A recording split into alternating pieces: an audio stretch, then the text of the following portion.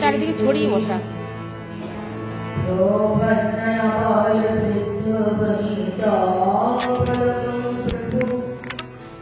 श्री चैतन्य कृपामूर्ति गौर सेवा राधा कृष्ण लीलामृतं मौन चित्तमर्षं विप्रलम्बरसापुष्टं रूपानुगायते नमः दावयं विष्णुपादाय गौरभीष्टाय सर्वविदे दशामि प्रकटस्य मनोभूतं शूलं सन्दर्भाय प्रदानेन भक्तिहन्ता विनाशिनी भगते श्रेष्ठ श्री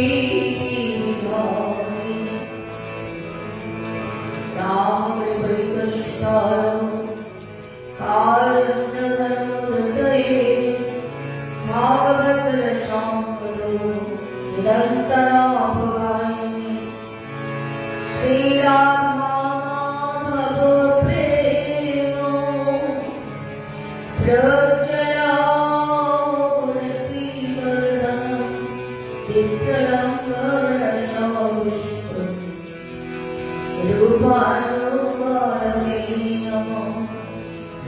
प्रेम विष्णुपादाय कृष्ण कृष्णाय भूतले सेवाते भक्ति सिद्धान्त सरस्वती नामिने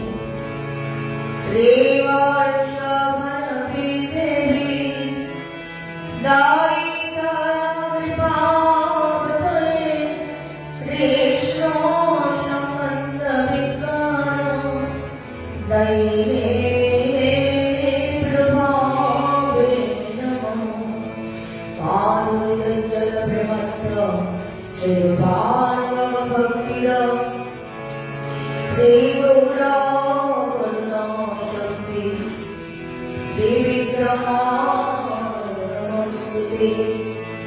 नमस्ते गौरवाणी श्रीमूर्तये दीनदायिने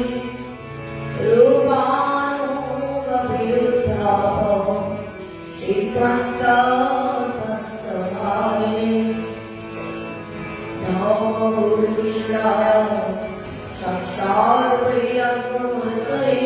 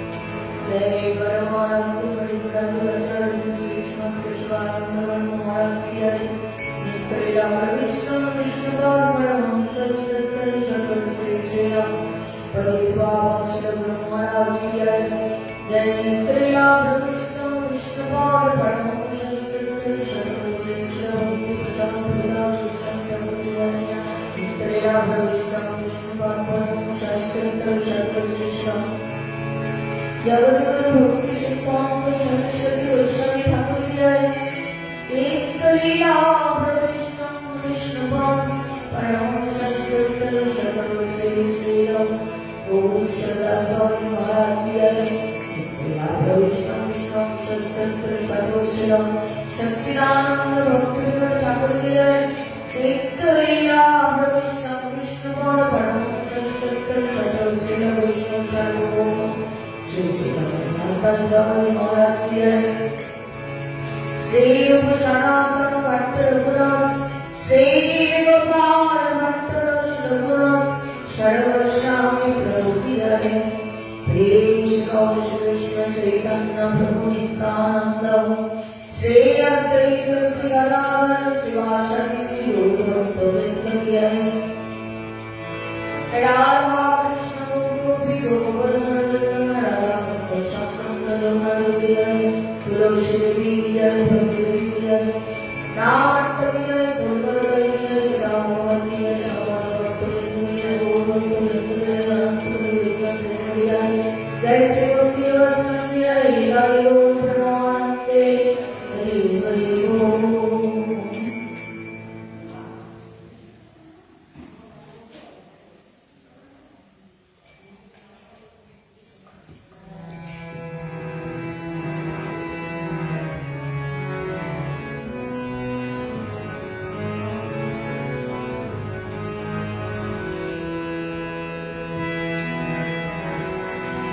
श्री गुरु वैष्णव तुम्हारी चरणों शरणों न कोई आमी। श्री गुरु वैष्णव तुम्हारी चरणों शरणों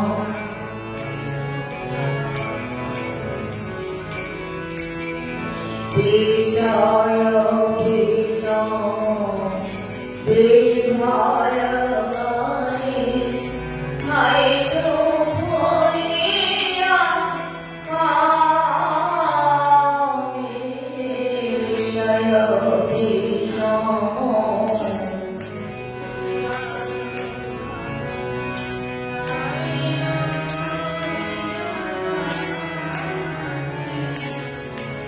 श्री गुरु वैष्णव तुम्हारे चरण शरण आमी। श्री गुरु वैष्णव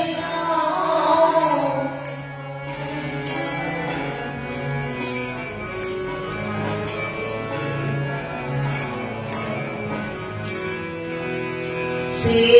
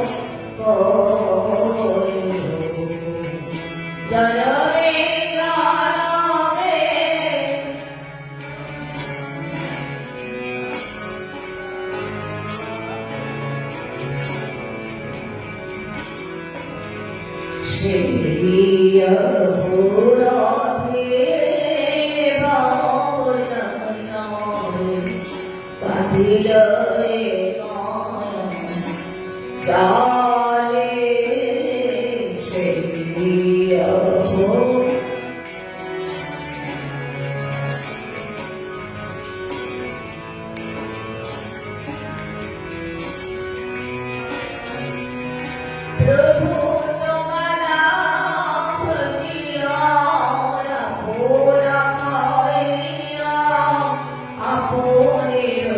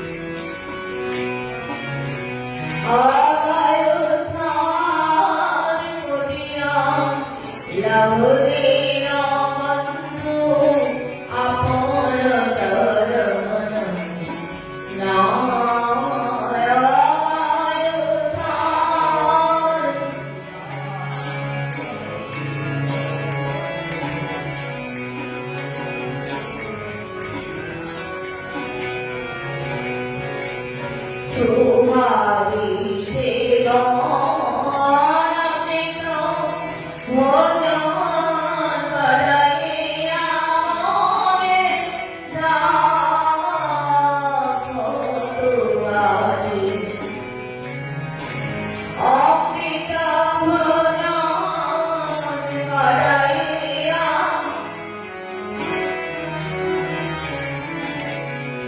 तुम्हारी सेवा भोजन कराइया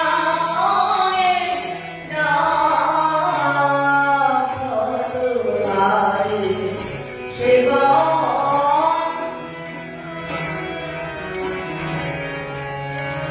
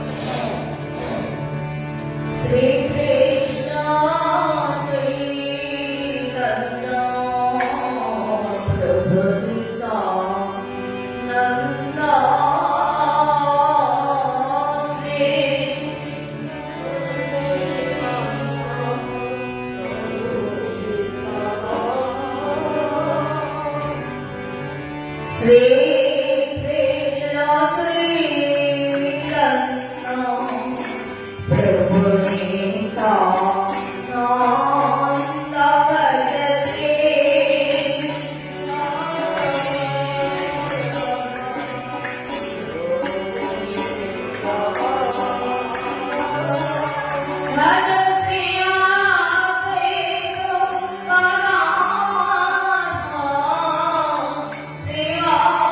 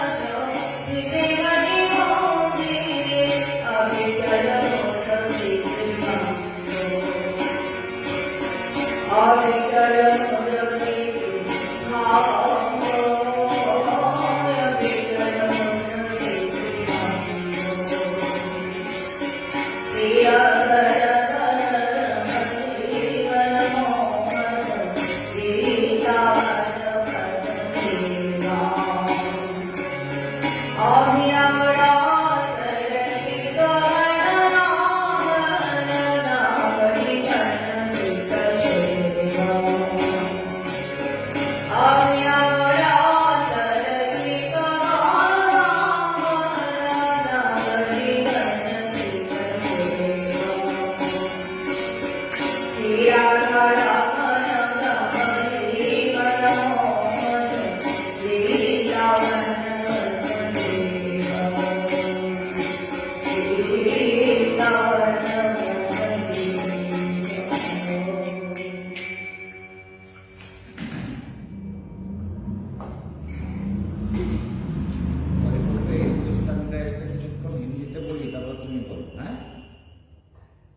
ফ্রিতে বড়ি খালি তারপর ये लगो माइक लगो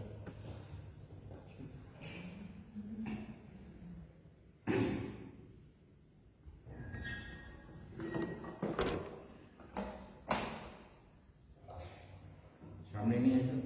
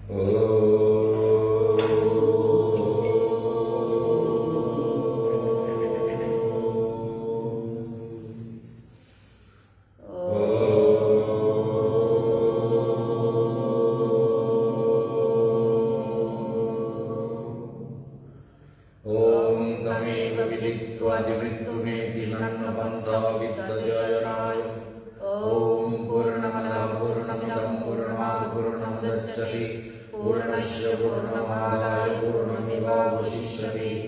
ओम ब्रह्मार्पणं ब्रह्मवीर्ब्रह्माग्नौ ब्रह्मणाहुतं ब्रह्मैव तेन गन्तव्यं ब्रह्मकर्मसमाधिना। ओम मूलप्रकृतिविषये नमो शिरसि। ओम जगद्विचक्षुषे नमो मुखे। ओम निरञ्जनाय नमोऽग्नि। ओम ह्रीं प्रियाय नमो दिक्षु।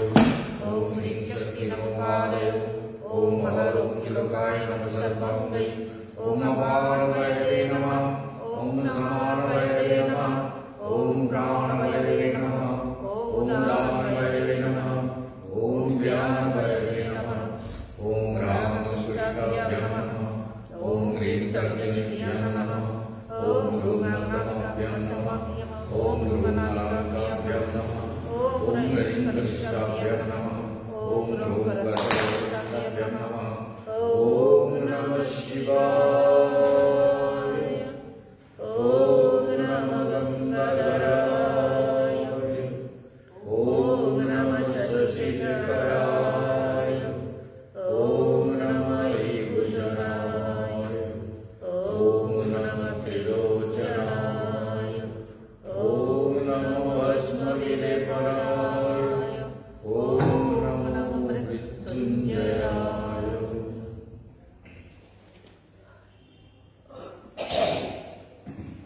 श्री गुरु चरण कमलेभ्यो नमः।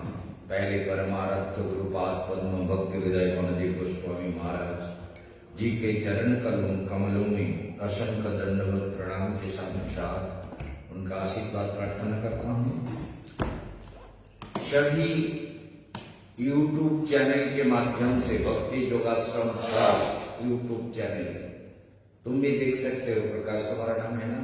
देखो भक्ति योगाश्रम ट्रस्ट यूट्यूब चैनल में जो आएगा उसको सब्सक्राइब कर देना। वो सारा प्रोग्राम उसमें आ जाएगा। भक्ति योगाश्रम यूट्यूब में जाकर के लिखो भक्ति योगाश्रम ट्रस्ट और पास में गोपाल जी का फोटो या लाइव प्रोग्राम लिखा हुआ आएगा। उसको टिक मारने से सब आ जाएगा और फिर उसको प्रोग्राम को सब्सक्राइब कर दो। लाल लिखा जाता है। कर दिया? कर दिया? ठीक है। तो सभी भक्तों को जो YouTube चैनल के द्वारा फेसबुक में आप लोग सामने आके बैठिए ना। सामने बैठिए थोड़ा सुविधा रहेगा। तुम लोग थोड़ा आगे आ जाओ। आगे आके बैठिए। वो बाबा भी आने वाले थे। क्या हुआ? बाबा की क्लास आ गया। बाबा से पूछ लो ना। बिंदु से तुमसे पूछ लो कि बाबा आएगा। आने के लिए बोल दो। फिर अभी क्लास शुरू हो गया। आगे आ जाइए। आगे आ जाइए। तो सभी भक्तजन विद्वजन मातृशक्ति सबको मैं हार्दिक अभिवादन निवेदन करता हूँ। और आज का प्रोग्राम भगवान योग के बारे में जो भी कुछ कहा षष्ठ अध्याय जो अभ्यास योग के रूप में देखा जाता है या क्या कहते हैं इसको षष्ठ अध्याय अभ्यास योग और इसको ना आत्मसंयम योग भी कहा जाता है। अभ्यास योग या आत्मसंयम योग। इस अध्याय में भगवान कहते हैं कि जीवन में योग ही स्वाभाविक है और जो कुछ हम संसार में कर रहे हैं ये अस्वाभाविक है, ये नेचुरल नहीं है। हमारा जो नेचर है वो परमात्मा के साथ जुड़ना चाहता है, लेकिन हम लोग ये दो प्रकार की प्रकृति है, एक एक्सटर्नल पोटेंसी और एक इंटरनल पोटेंसी। एक भगवान का अंतरंगा शक्ति जिसे हम इंटरनल पोटेंसी कहते हैं, उस शक्ति के साथ जो जुड़ जाता है योग उसके लिए सहज हो जाता है। और जो बहिरंगा शक्ति एक्सटर्नल पोटेंसी होता है उसके साथ जो जुड़ा हुआ होता है वो संसार में फंस जाता है, संसार में फंसा हुआ होता है। दुखों के कारागार में संसार एक दुखों का आगार है जहां हर प्रकार के समस्याओं के साथ जीव जूझता रहता है, लड़ता रहता है, जिंदगी भर कोशिश करता है कि हम सुखी हो जाए, शांति मिले, प्रसन्नता मिले, ये प्रॉब्लम का समाप्ति हो जाए, लेकिन होता नहीं है। ये किसी भी तरीके से नहीं होता। जो होनी है वो चुकनी नहीं, जो आम होनी सो होनी नहीं। छोटी छोटी बातों पर हमारे मन के ऊपर प्रभाव पड़ता है, छोटी छोटी बातों से हम परेशान हो जाते हैं। ये सब हमारा कर्म का फल है और योग ना करने का फसल है, इफेक्ट है। समझ गए ना? योग ना करने का ये इफेक्ट है कि छोटे छोटे बातों से हम प्रभावित हो जाते हैं। लेकिन जो योगी लोग होते हैं, जो अध्यात्म विद्या को प्राप्त किए हैं, वो कभी भी इससे प्रभावित नहीं होते। योग एक हृदय का स्रोत है, लेकिन मैं काले इस बात को बार बार व्याख्या कर रहा था कि योग करने के लिए एक तो पिता माता का आशीर्वाद होना बहुत जरूरी है। जो जीन जिससे हम जन्म लिए हैं, तो वो जीन अगर पिता माता का अच्छा होगा तो अगर प्रारब्ध का तो अच्छा प्रारब्ध वाला। इस बात को ध्यान से सुनिए, बहुत गहराई से सुनिए और अनुभव के लिए, क्योंकि आप मेडिटेशन करते हैं इसलिए मैंने आने के लिए कहा है। तो यहाँ कुछ माताएं हैं जो ज्यादा हिंदी तो नहीं समझती है, लेकिन फिर भी हम हिंदी में बोल रहे हैं। उसका कारण है आप लोग आए हैं, समझ लीजिए। ये जीव जो कुछ करता है मृत्यु के बाद परम सत्य भगवान के सामने जाकर के, थोड़ा ध्यान दीजिए, मृत्यु के बाद एक दिव्य लाइट के सामने जीव को खड़ा कर दिया जाता है, जहां पर उसका ऐसा एक्सरे होता है उसके अंदर कुछ भी छुपा हुआ नहीं रहता, सब कुछ निकल, जीव एकदम शुद्ध रूप में आ जाता है, विशुद्ध रूप में। वो आत्मा में कोई माया नहीं, कोई मोह नहीं, कोई दुख नहीं, कोई चंचलता नहीं, कोई संस्कार नहीं, कोई अपना पर भेदभाव आदि कुछ भी नहीं। आत्मा एकदम शुद्ध निर्मल होकर के भगवान के दिव्य लाइट के सामने खड़ा हो जाता है। तो उसको पूछा जाता है, बोलो तुम क्या चाहते हो, क्या चाहते हो? तो जीव क्या करता है? जीव कहते हैं प्रभु, क्योंकि वो तो शुद्ध रूप में आ जाता है ना, उसमें कोई हिंसा विद्वेष कपट बुद्धि आदि काम नहीं, बिल्कुल नहीं रहता। उसको इस तरह से ट्रांसपेरेंसी कर दिया जाता है, वो भगवान की जो करुणा आलोक है उसी से वो विशुद्ध रूप में आ जाता है। बोले बोलो तुम्हारा क्या इच्छा है, क्या चाहते हो? तो जीव कहता है कि प्रभु जब मैं संसार में अगर आप हमको भेजते हैं, कुछ पूछना चाहते क्या?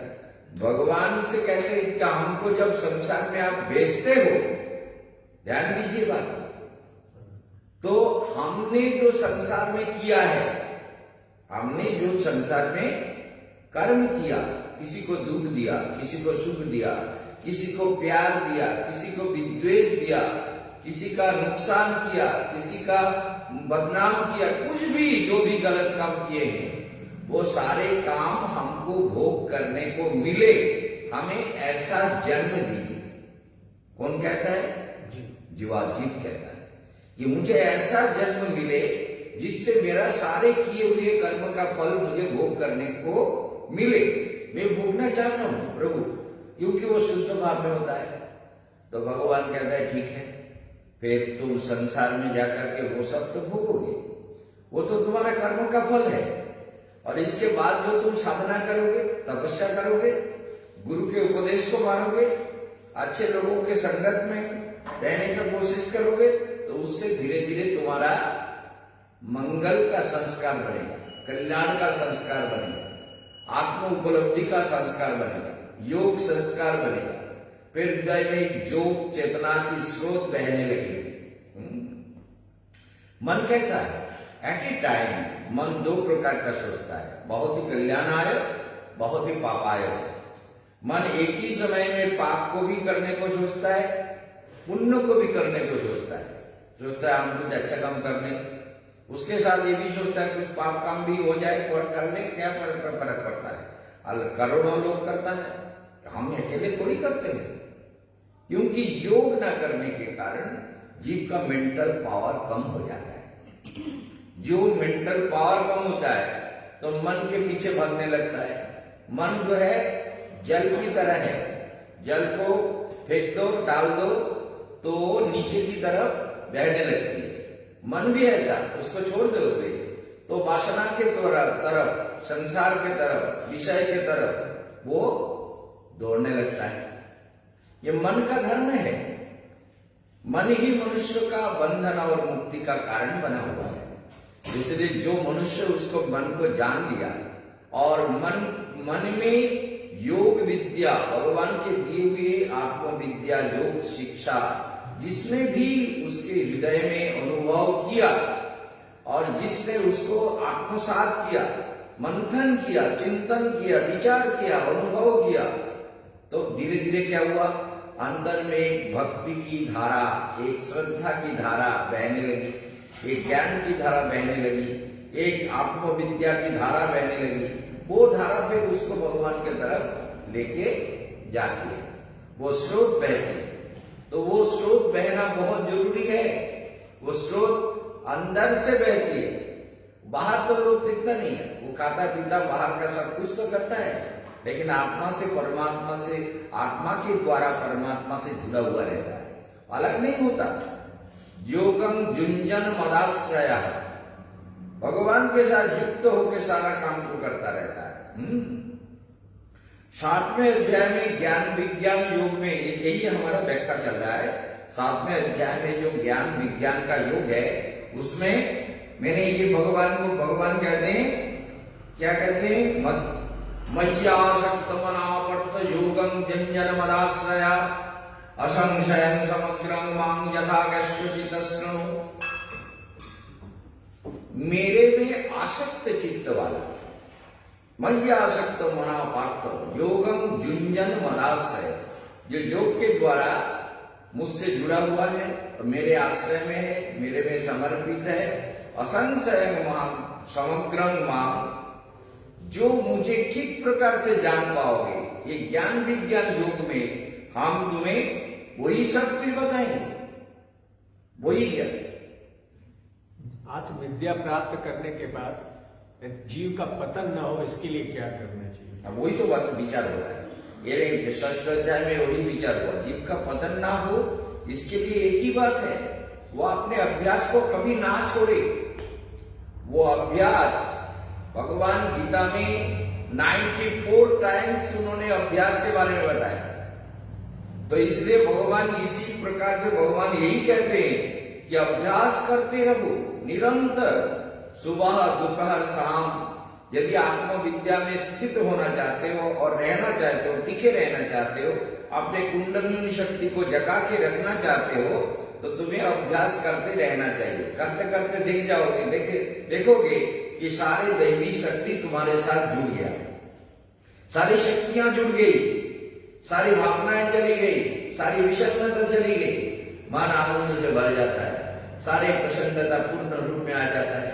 इसलिए योग से हमारा जो भी थोड़ा बहुत उन्नति होती है, यदि हम उस योग से फिर ढीला देते हैं या किसी प्रकार आलस्य करते हैं, कोई कारण दिखाकर साधना में ढिलाई देते हैं, ढिलाई बरतते हैं, तो क्या होता है, वो शक्ति फिर नीचे गिर जाती है। इसको ध्यान में रखिए, क्योंकि ये ढिलाई बरतने का काम नहीं है, सहस्रार में युक्त होने का काम है। सहस्रार चक्र में शांत होके सारे शक्ति को अंदर से खींचो, खींच करके सहस्रार में प्राण शक्ति ले जाओ, ले जाके सहस्रार में युक्त हो जाओ। सहस्रार में चेतना को जोड़ करके सहस्रार में जो समाहित हो जाएगा उसका पतन कभी नहीं होगा। जो सहस्रार में अपने प्राण शक्ति को ले जाके कंसंट्रेट करेगा, मन भी जाएगा, क्योंकि ये अन्नमय कोश है। शरीर जो है अन्नमय कोश, माने अन्न खाए बिना ये शरीर टिकता नहीं है। और एक है प्राणमय कोश, जो वायु हम ग्रहण करते हैं, प्राणमय कोश, प्राण अपान। तो जो ब्रीदिंग्स है उसको भी हमको क्या है, प्राणमय कोश को हमको मन शरीर के साथ प्राणमय कोश और मनमय कोश, मन जो है वो निरंतर नाना विषय में भागता रहता है। तो प्राणमय कोश, मनोमय कोश, विज्ञानमय कोश, आनंदमय कोश, ये सब तो बाद में बताएंगे। लेकिन ये मन को जुड़ करके प्राण को ले जा करके सहस्रार में स्थापित करने का, स्पाइनल कॉर्ड सीधा रखो और ये नीचे वाला पेट को खींच के रखो ऊपर की तरफ। इसको हमेशा छोड़ना नहीं है, नीचे वाले पेट को। ये टेक्नोलॉजी है, इससे जो करेगा उसका पतन नहीं होगा। जो अपने पेट को खींच के रखेगा और सहस्रार में जाके विश्राम करना सीख जाएगा, वहां जाके आनंद में विश्राम करो, सहस्रार में समाहित हो जाओ, आनंद चेतना में डूब जाओ, गहरी आनंद में आपने अनुभव करो। तो ऐसा अगर तुम्हारा होता है तो फिर क्या होता है, फिर जीव का पतन कभी नहीं होगा। कभी भी जब प्रॉब्लम हो सहस्रार में चले जाओ, वहां से सारा सब कुछ तुमको मिलेगा, सब कुछ। वहां से विद्या मिलेगा, धन मिलेगा, शांति मिलेगी, मन प्रसन्न होगा, बुद्धि में निर्मलता आएगी, सारे विचार भावना सुंदर हो जाएंगे। इसलिए सहस्रार चक्र में स्थिर होने का कोशिश जरूर करना चाहिए। काल एक श्लोक में ज्ञानम तेहम विज्ञानमिदं मक्षम शेषतः जगत्वा भूयन्नज ज्ञातव्यम अवशिष्यते। भगवान कहते हैं ऐसा ज्ञान मैं तुमको देना चाहता हूं जो ज्ञान पाने के बाद दूसरा कोई ज्ञान जानने, कुछ भी जानने का जरूरत नहीं रहता। ज्ञातव्यम अवशिष्यते, अवशिष्ट कुछ भी बाद में जानने का जरूरत नहीं होगा। जो ज्ञान मैं दूंगा वो तुम्हें पूर्णता देगी, उस ज्ञान से तुम्हें पूर्णता मिलेंगे। पूर्णता प्राप्त करने का एक ही रास्ता है कि गुरु गम्या, गुरु के आदेश के अनुसार। और दूसरी बात, जो गुरु, जैसे आप कह रहे थे आपने बहुत जगह में दीक्षा लिया, ये दीक्षा लेना कभी भी उचित नहीं है। दीक्षा गुरु एक ही होता है, शिक्षा गुरु बहुत हो सकते हैं। शिक्षा के लिए गुरु बहुत हो सकते हैं। वो तो अवधूत प्रकरण में कहा, कुमारी कन्या को मैंने गुरु बना लिया, एक वेश्या को मैंने गुरु बना लिया, वेश्या को, एक सर्प को मैंने गुरु बना लिया, एक भोरे को, काले घोड़ा जो होता है उसको मैंने गुरु बना लिया। तो ये तो शिक्षा गुरु किसी को भी बना लो, जिससे कुछ शिक्षा मिला, मन को कुछ शांति मिली, कुछ अनुभव हुआ, वो गुरु हो गए। बोले काला भ्रमण जो होता है वो क्या करता है, बांस को या लकड़ी को काट के उसके अंदर छेद करके उसके अंदर रहता है। देखा है कभी? काला घोड़ा गांव में अगर रहते तो देखेंगे कि बांस को छेद करेगा, करके उसके अंदर घुस के रहेगा। और जब कुआर के महीने में या कार्तिक के महीने में जो भी फूल होगा, वो घोड़ा जाके उसमें जाके बैठेगा और फूल से मधु जो शहद होता है वो उसमें चुस के पिएगा। देखिए इतनी ताकत है उसके ओठों में, वो काट के उसमें घुस जाता है, मधु को, शहद को पीता है। लेकिन जब वो कमल में जाके मधु पीने का कोशिश करता है तो शाम को कमल धीरे धीरे बंद हो जाता है और वो उससे निकाल नहीं पाता, वहीं मर जाता है कमल। सोच लो, इसलिए भ्रमर को, काले भ्रमर को उन्होंने गुरु बनाया। क्यों? बोले देखो, आसक्ति के वस्तु जिसमें आसक्ति हो उसको छोड़ना बहुत कठिन है, बहुत ही कठिन। ये संसार तो इसीलिए चल रहा है। आसक्ति से फंसा हुआ जीव कितना भी सुने, कितना भी सोचो, कितना भी समझाओ, कितना भी विचार कराओ, कितना भी ध्यान कराओ, लेकिन आसक्ति ऐसा बना हुआ है तो आसक्ति उसको छोड़ता नहीं है। तो आसक्ति के वस्तु में फंसा हुआ वो भ्रमर की तरह मरता है। तो इसलिए मैंने उससे ये शिक्षा प्राप्त किया कि किसी भी वस्तु में आसक्ति मत करो। ये गीता का ही ज्ञान है, ये भागवत का भी ज्ञान है, ये वेदांत तो उपनिषद का ज्ञान है कि जिसमें आसक्ति करोगे, प्रियम त्वाम रोत्सति, जिससे प्यार करोगे वो तुम्हें रुलाएगा, जिससे ज्यादा प्यार करोगे वो तुम्हारे लिए रोने का कारण बनेगा। समझ गए? जिससे ज्यादा प्यार करोगे वो तुम्हारे लिए ज्यादा रोदन का, रोने का कारण बन जाएगा। इसलिए आत्मा और परमात्मा के सिवा संसार में किसी भी वस्तु में प्यार मत करो। बोले ये तो व्यावहारिक जीवन है, खाने के लिए चाहिए, पहनने के लिए चाहिए, जीने के लिए पैसा भी चाहिए, ये सब जरूरत है, ये जीने के लिए, ये शरीर को चलाने के लिए। लेकिन असली जरूरत है आत्मविद्या, आत्मज्ञान, आत्म साधना, आत्मा की सोच भगवान की तरफ, वही हमारे लिए जरूरत है। और ये सब जरूरत नहीं है, ये जबरदस्ती हमने ये सब जब जन्म लिया तो जरूरत पड़ गया। जन्म नहीं होता, भगवान से कहते प्रभु हमको जन्म मृत्यु से मुक्त कर दो। संसार में कोई नहीं कहता, जिंदगी भर भगवान से जाके कहना हमारा ये समस्या मुक्त कर दो, हमारे ये दुखों से मुक्त कर दो, हमारा ये डिस्टर्ब आ गया, हमारा ये दुश्मन है इसको दमन कर दो। हजारों प्रकार के वासनाओं में फंसा हुआ जीव नाना प्रकार के आशाओं के चक्कर में संसार में घूमता रहता है। इसलिए भगवान कहते हैं ऐसा ज्ञान मुझसे प्राप्त करो जो ज्ञान जिसको जानने के बाद कुछ भी जानने का जरूरत नहीं रहता। ज्ञातव्यम अवशिष्यते, कुछ भी जानने का जरूरत नहीं रहेगा। ऐसा ज्ञान हम तुमको देंगे।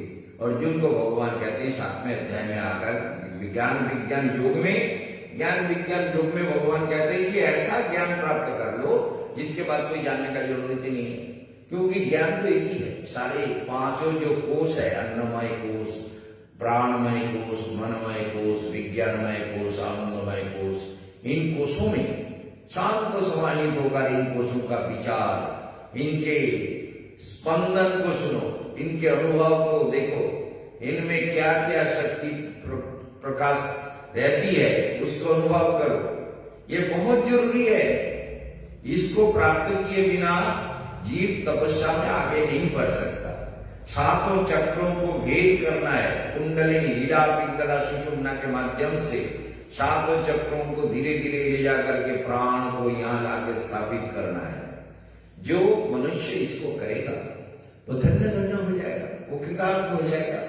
योग एक ऐसा विद्या है जो मनुष्य को सब कुछ देता है, पैसा भी, सुख भी, देवताओं का आशीर्वाद भी, प्रकृति का सहयोग भी, प्रकृति भी उसको सहयोग करती रहती है।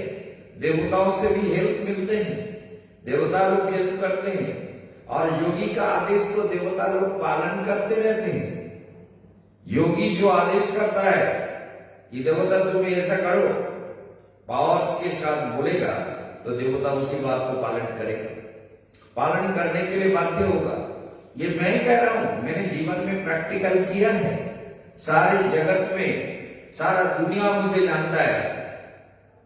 ये सब जगह में मैं बहुत पहले लेक्चर देता था। आज से 40 साल पहले की बात है, जब मैं लेक्चर देता था दिल्ली, सोनीपत, पानीपत, करनाल, जमुनानगर, जगाधरी, सहारनपुर और नैनीताल, काशीपुर, जसपुर, रुद्रपुर, किच्चा, शाहजहानपुर, पीलीभीत, पुवाया, पूरनपुर और इधर आगरा और शिकोहाबाद, फिरोजाबाद और बंडा, पुवाया, ये सारे दुनिया में मेरा, लेकिन बंगाल में तो सारा बंगाल में मेरा प्रवचन होता था। तो मेरे जीवन में तपस्या करते करते एक स्थिति, एक समय ऐसा आया कि अपने आप मुझे वो ऐसा अनुभव होने लगा, मुझे मेडिटेशन करना चाहिए। कोई योगी गुरु नहीं है मेरा, लेकिन मेरे पिछले जन्म का प्रारब्ध, मेरे गुरु जी कहते थे, वो तो वैष्णव सन्यासी थे, वो कहते थे ये पिछले जन्म का कोई योग भ्रष्ट साधु आके जन्म लिया जो मेरे पास आ गया। तो इसलिए ये योग भ्रष्ट होकर जो लोग आते हैं उनके अंदर वो स्रोत बहते हैं। वो कहते चलो तुम मेरे साथ चलो, चलते रहो, देखो पहुंच जाओगे भगवान के पास, पहुंच जाओगे, कोई चिंता नहीं है। भगवान को पाना सबसे सहज है, योग विद्या सबसे सहज है, आत्मविद्या सबसे सहज है। संसार में जीना कठिन है। एक बच्चा को डॉक्टर बनाने के लिए कितना कुछ कठिन कोशिश करते हैं हम लोग, कठिनाई नहीं करते। कितना बचपन से पढ़ाओ, लिखाओ, सिखाओ, समझाओ, ऐसा करो, ऐसा पढ़ो, ट्यूशन जाओ, पैसा खर्च करें, बुद्धि खर्च करें, उसके पीछे लगे रहें, उसको समझाते रहो। मामा मामी, चाचा चाची, दादा दादी, बाबा माँ और भाई बहन सब उसके पीछे पड़े रहते हैं, उसके पीछे पैसा, बुद्धि, दिमाग, परिश्रम, स्कूल टीचर सब कुछ करते हैं। लेकिन भगवान के लिए हमने क्या किया, कितना परिश्रम किया, कब किया, क्यों नहीं किया? जब हमारा जीवन ही भगवान है, हमारा आत्मा ही भगवान है, परमात्मा से जुड़ा हुआ, तो उनके लिए कोई समय नहीं दिया। इसीलिए तो कठिन लग रहा है, इसीलिए साधना कठिन हो रहा है। जो भगवान को प्यार करेगा उसके लिए साधना कठिन बिल्कुल नहीं है, जो बिल्कुल सहज होगा। एक स्रोत बहने लगेगी अंदर से, वो स्रोत भगवान के तरफ ही ले जाएगी। वो प्रवाह, वो गति निरंतर मन में रखिए। वो जो स्रोत है अध्यात्म विद्या की स्रोत, ट्रांसेंडेंटल मेडिटेशन के द्वारा धीरे धीरे उस स्रोत हमको भगवान के तरफ ले जाएंगे। कोई चिंता नहीं। जीव को ईश्वर पाना इतना कठिन नहीं है, संसार की वस्तु को पाना जितना कठिन है। संसार की वस्तुओं के लिए, डॉक्टर बनने के लिए, इंजीनियर बनने के लिए ना जाने क्या क्या करते हैं, लेकिन भगवान के लिए कभी विचार भी नहीं किया, सत्संग भी नहीं किया, मंथन भी नहीं किया, ट्यूशन भी नहीं ली, कोई चेष्टा नहीं किया, जीवन को बर्बाद कर दिया। सारे सांसारिक सुखों को भोगने के लिए भगवान को भूल गए और उसी वस्तुओं में मन को फंसा दिया। जीव इसीलिए तो दुखी है, दुख का कोई कारण नहीं है। इसलिए मनुष्याणाम सहस्रेषु कश्चित यतति सिद्धये, काल इसी श्लोक का व्याख्या हो रहा था। 7वें अध्याय में भगवान कहते हैं मनुष्याणाम सहस्रेषु कश्चित यतति सिद्धये। प्रारब्ध ना होने पर क्या होता है, इस बात को एक एग्जाम्पल दूं, समझ लीजिए।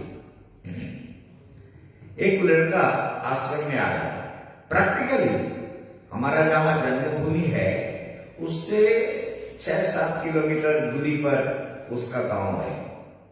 तो मैं तो बहुत बचपन से चलाया, पहचानता नहीं था अपने भाइयों को, चचेरे भाइयों को, अपने रिश्तेदारों को, किसी को मैं पहचानता नहीं था। बाद में लोग जुड़ गए और महाराज करने लगे तो थोड़ा संपर्क हुआ, तब कुछ पहचान लगे। लेकिन आधे लोग को मैं नहीं पहचानता, आधे से ज्यादा मतलब अपने रिलेटिव्स को मैं नहीं पहचानता। तो ऐसा हुआ कि वो लड़का आश्रम में आया, उसका नाम था निमाई।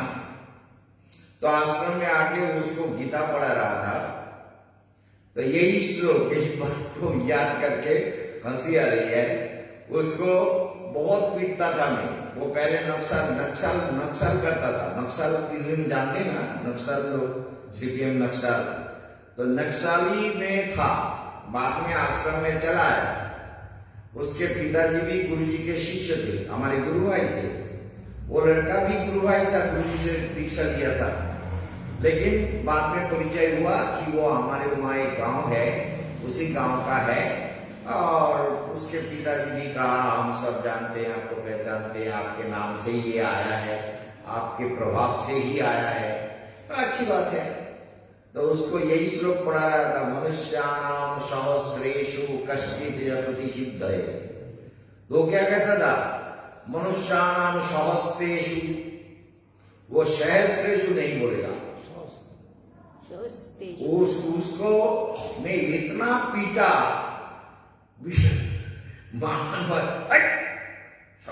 बोल सहस्रेषु, बोले सहस्रेषु, हंसता रहता था, जितना पीटो उतना हंसे, जितना पीटोगे अरे तेरा लगता नहीं है मूर्ख, ठीक से बोल।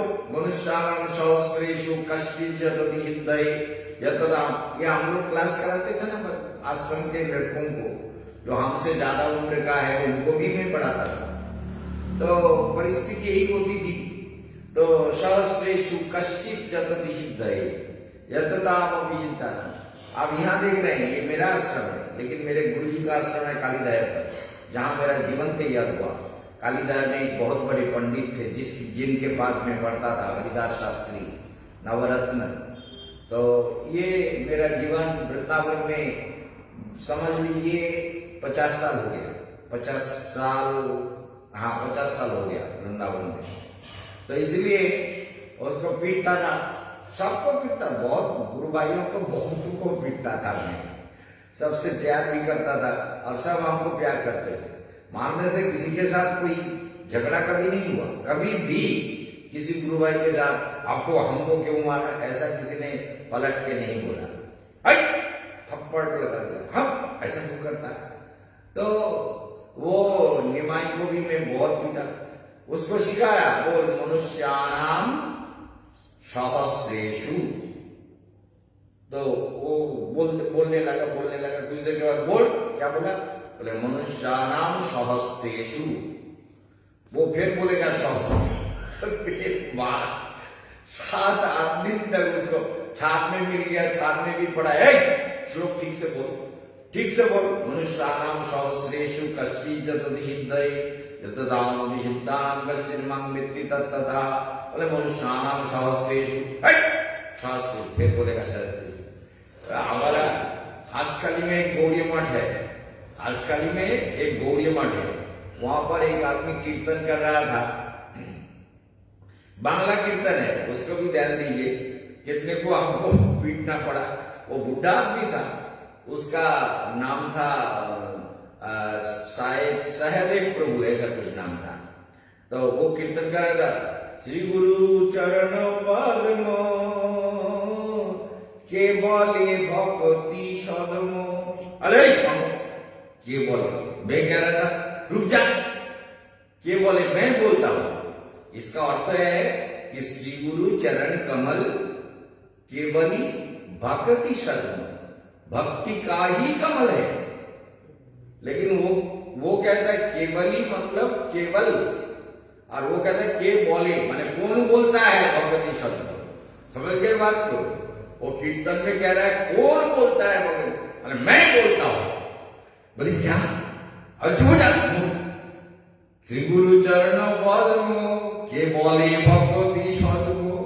बोले के बोले, कौन बोलता है भगवती शब्द? अरे मैं बोलता हूं। बोले क्या मतलब? वो तो समझ में नहीं आ रहा है, मूर्ख है ना। इसलिए मूर्खों का शास्त्र पढ़ना निषिद्ध है।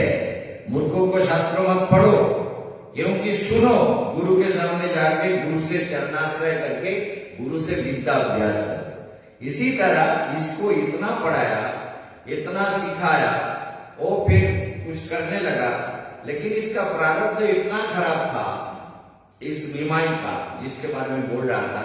वो बार बार कहता है सहस्रेषु। कुछ श्लोक उसको सिखाने का कोशिश किया। बचपन में तो ज्यादा पढ़ा लिखा कुछ नहीं किया, संस्कृत भी नहीं पढ़ा, लेकिन आश्रम में आ गया तो उसके लेकर के बहुत प्रॉब्लम हुआ। तो उसको हमारा नंदगांव में एक पावन बिहारी जी का मंदिर है। नंदगांव गए कभी? नंदगांव में गए? बाहर से निकले, अंदर नहीं गए। अंदर नहीं गए क्योंकि नंद बाबा से गुस्सा है क्या? तो नंद भवन जो है, नंद भवन के पूरब की तरफ मुकर कर बाएं तरफ पड़ता है, एक पावन सरोवर है जहाँ भगवान कृष्ण रोज स्नान करते हैं। भगवान आज भी, भगवान की लीला नित्य होती है, भगवान की लीला कभी बंद नहीं होती। तो उस पावन सरोवर में पावन बिहारी जी का मंदिर है, पावन बिहारी जी का मंदिर, वो मंदिर भी हमारे कंट्रोल में है। हमारा एक गुरु भाई वहाँ महाराज है, नित्यानंद महाराज, वो इस समय संचालित कर रहा है। वहां पर एक सनातन गोस्वामी का भजन कुटीर भी है, वो भी हमारे अंडर में है। वहाँ 65 बीघा जमीन है, जो हमारा सारा चार्ज होता है वो गुरु जी का आश्रम से होता है। मेरा तो नहीं है, गुरु जी का है सब प्रॉपर्टी। नित्य लीला और नित्य लीला में प्रवेश, इसका मतलब क्या है? यहाँ पे बहुत शब्द सुनाई मिलता है। ये तो आपको, ये नित्य लीला वाला प्रकरण तो आपको अलग से सुनना पड़ेगा। भगवान की जो नित्य लीला होती है, अष्टकालीय लीला, जैसे अभी कितना बज रहा है, देखिए 8 बजे। तो 8 बजे कृष्ण कहाँ रहते हैं ये भी आपको जानना है। रोज की लीलाओं का वर्णन भारत के वैष्णव आचार्यों ने किया। वैष्णव आचार्यों ने अपने समाधि में देखा भगवान किस समय क्या लीला करते हैं।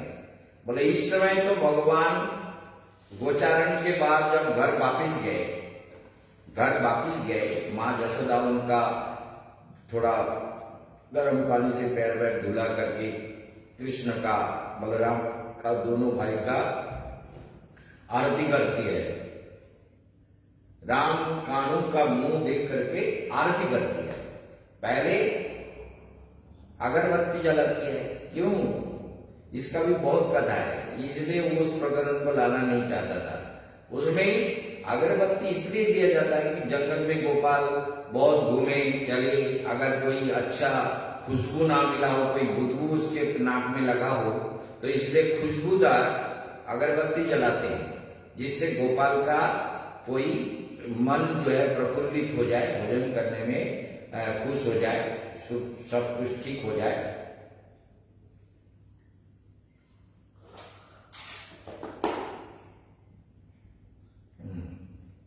तो इसलिए ये जो गोपाल का आरती करने के बाद गोपाल और दाऊ भैया, कन्हैया और दाऊ भैया दोनों नंद बाबा के साथ जाके उनकी जो राजसभा है, राजा थे तो वहां बहुत कुछ आनंद उत्सव होता था। रोज शाम को कोई नाचता था, कोई गाता था, कोई हास्य रस का कवि था, कुछ भी, रोज कुछ ना कुछ आनंद उत्सव होता था, होता था नहीं, होता है। जो दिव्य साधक है वो देखता है, वो अपने ध्यान नेत्र से देखता है। भगवान की लीला नित्य है। तो वही लीला में भगवान इस समय नंद भवन में, नंद बाबा के बाईं ओर कृष्ण गोपाल और दाईं ओर बलराम दोनों बैठे हुए। इसको ध्यान से देखिए, ये भी आपका ध्यान समाधि में हेल्प करेगा। ये मेरे जीवन में शुरू में यही ध्यान करता था, इन लीलाओं का ध्यान करता था कि संध्या के समय नंद बाबा बैठे हुए हैं सिंहासन में, एक बाईं तरफ गोपाल बैठा हुआ है और इस तरफ दाऊ जी भैया बैठे हुए हैं। ये दोनों को लेकर के आप, कोई आके नाच दिखाता है, कोई गाना सुनाता है, कोई हंसता है, हंसाता है, इस तरह से बहुत कुछ होता है। होने के बाद फिर माँ यशोदा सेवकों को भेजते हैं, विशेष करके रक्त पत्रक नाम का जो सेवक है नंद भवन में, उनको भेजा जाता है कि जाके बोलो महाराज को, गोपाल दिन भर वन में भटकते हुए आया, अभी गोपाल आराम करेगा, सोएगा, सुबह उठ के पता नहीं, वो मानता नहीं है। मैं कहता हूँ कि जंगल में मत जा कन्हैया, वो कन्हैया तो मानते नहीं है, सारे सखा उसको छोड़ता भी नहीं। सखा जो है बोले देख नंदलाल, तुझे एक बात बता दूं, तू चोर है, तेरा गैया भी चोर है, तेरा बछड़ा भी चोर है, पता नहीं कहाँ कहाँ छुप जाता है।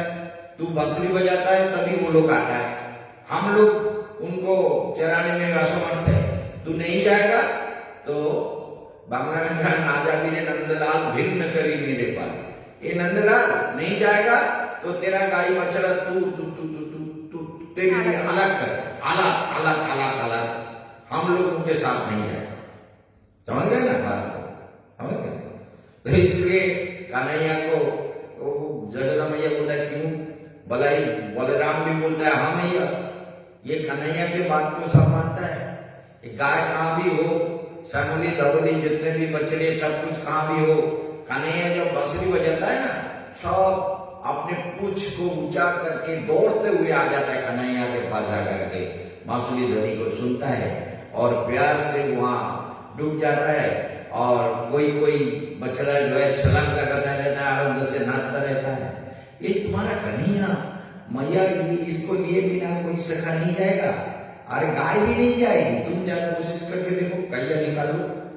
गैया जो है वो गोपाल के दर उसको निकालता है, तो कन्हैया के दर पीछे कन्हैया आ रहा है कि नहीं वो देखेगा, वो जाएगा नहीं। बोले चल मारेगा, चलेगा नहीं जाएगा, गाय नहीं जाएगी, बछड़ा नहीं जाएगा। वो कन्हैया से प्यार करता है। वृंदावन ऐसा है, यहाँ का वृक्ष लता भी भगवान से प्यार करती है और गैया बछड़ा भी प्यार करती हैं और सभी गोपाल के लिए प्यार से डूबा रहता है।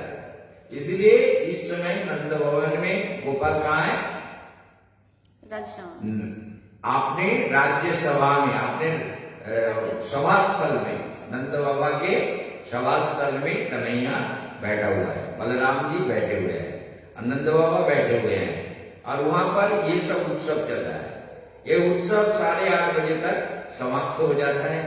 हो जाने के बाद फिर माँ यशोदा गोपाल को लेके कुछ भोजन कराते हैं, मक्खन मिश्री जो भी, रोटी चावल कचौड़ी लड्डू पूड़ी जो भी हो, गोपाल जो भी खाने को चाहे, विशेष करके राधा रानी के हाथ के बनाए हुए लड्डू, वो लड्डू गोपाल का बहुत प्रिय है।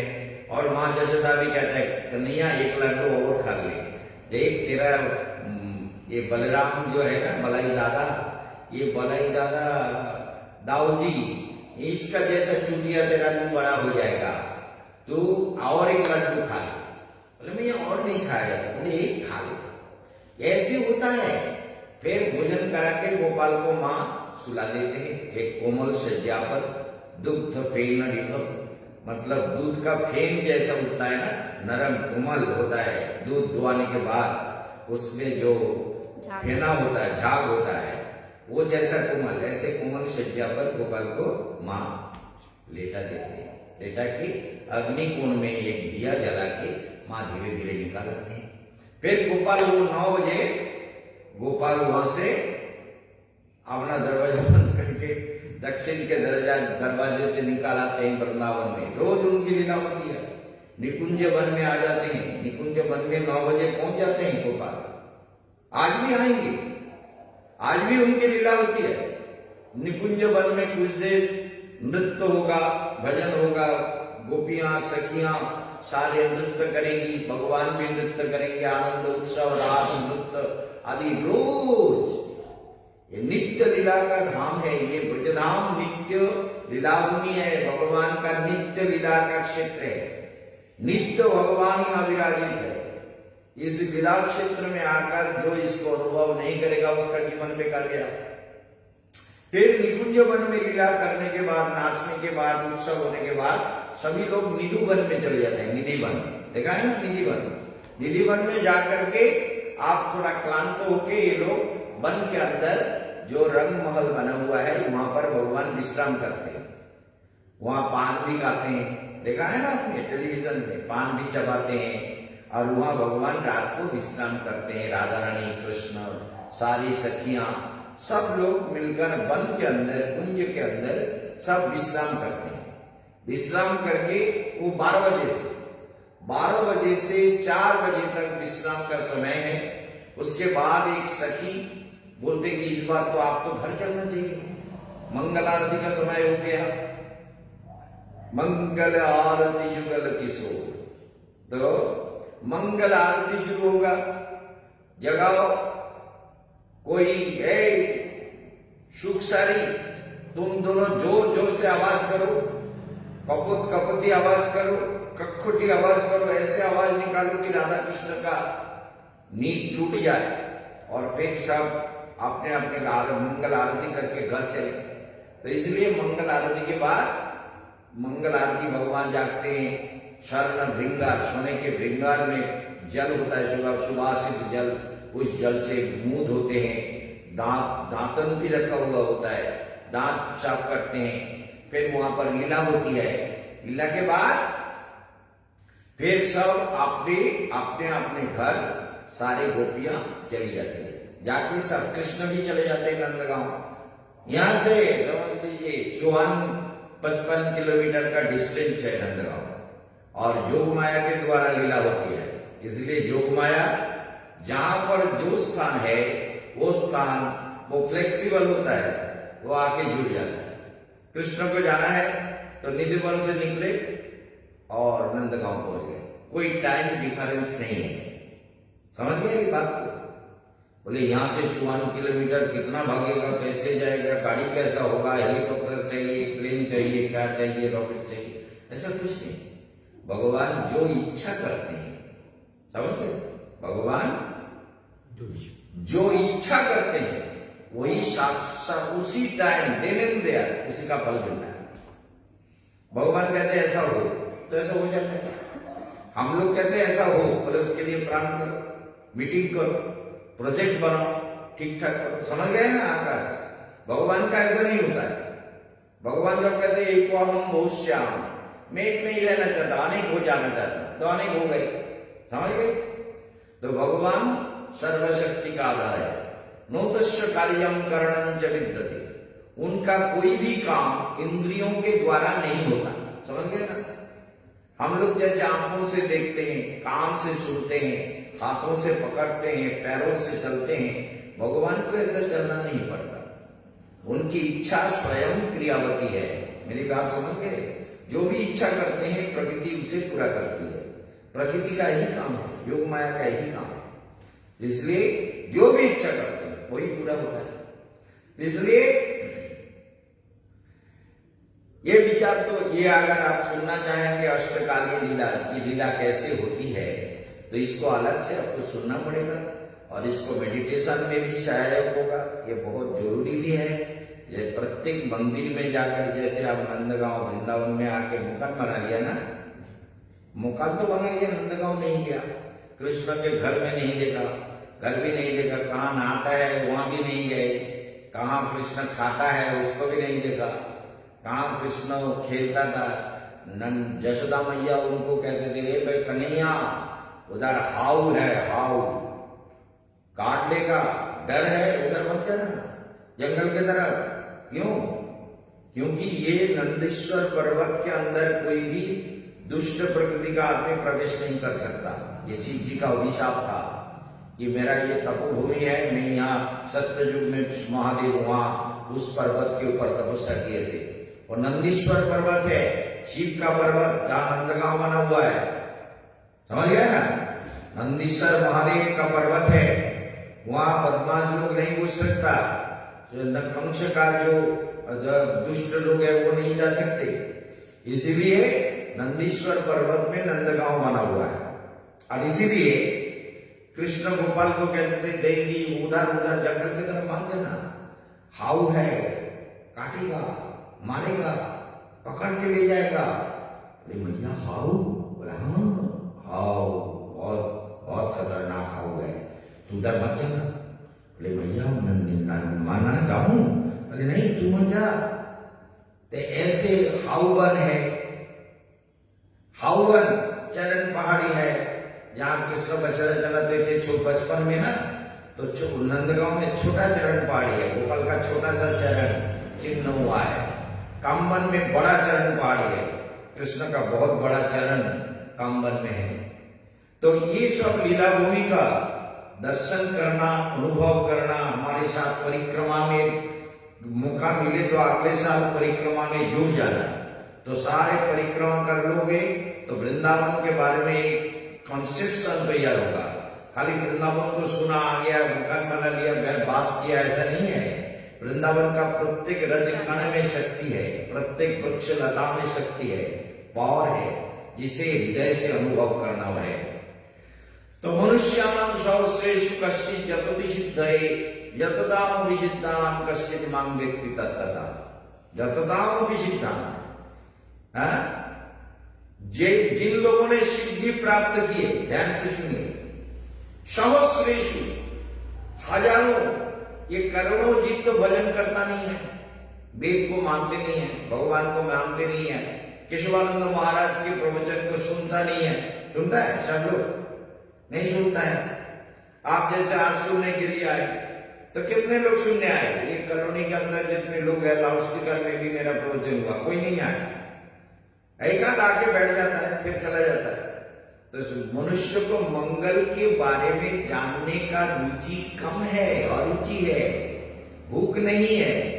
भूख लगेगा तो खाना कुछ भी दो अच्छा लगेगा, उबला हुआ चावल भी अच्छा लगेगा, दाल चावल भी अच्छा लगेगा भूखे पेट में, और भरा पेट हो तो रसगुल्ला भी अच्छा नहीं लगेगा, लड्डू भी अच्छा नहीं लगेगा, पेट भरा हुआ हो तो इसीलिए ये धर्म के बारे में जीव का भूख नहीं है। हाँ, क्या ये संजोग भी बनता होगा तो किसी कारण से बनता होगा। हाँ नहीं, जरूर पिछले जन्म का, वही तो मैं बता रहा हूं, वही तो शुरू किया था कि पिछले जन्मों में पिता माता का आशीर्वाद, साधना का प्रभाव, गुरु का आशीर्वाद और उद्यम माने अपना कोशिश और प्रारब्ध, ये सब जब एकत्रित होता है, 5 बात इसमें बहुत जरूरी है।